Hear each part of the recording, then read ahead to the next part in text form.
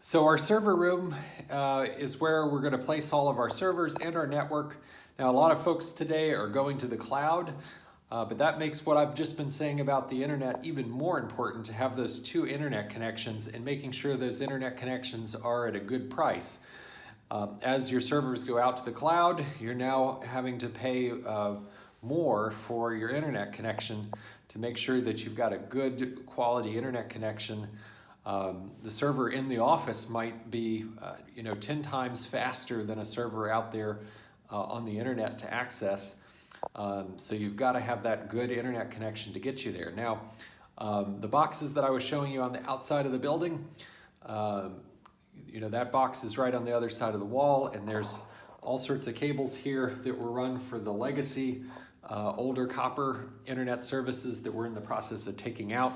We've gotten the room cleaned up, and the room is, this building used to have a mainframe in it. This room is part of the original telephone infrastructure in the building. It's a great location. It's centrally located.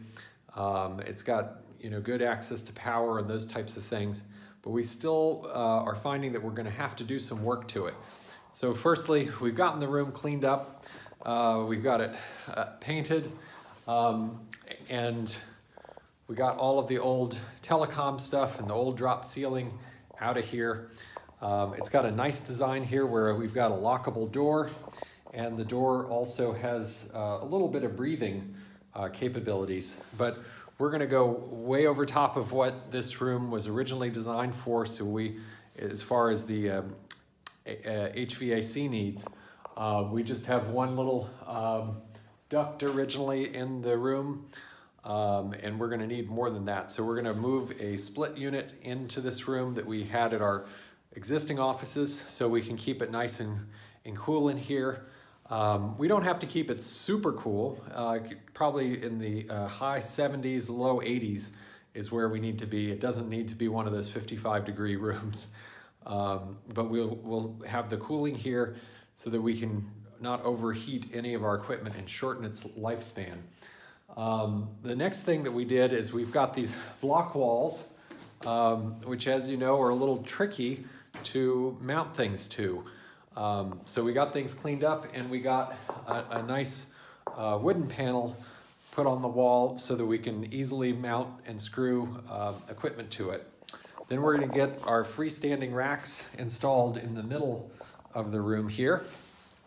It's going to be the next step, and we're going to bring some new clean electrical services into this room where we have dedicated breakers, and we can get those breakers hooked into our generator as we get everything wired up.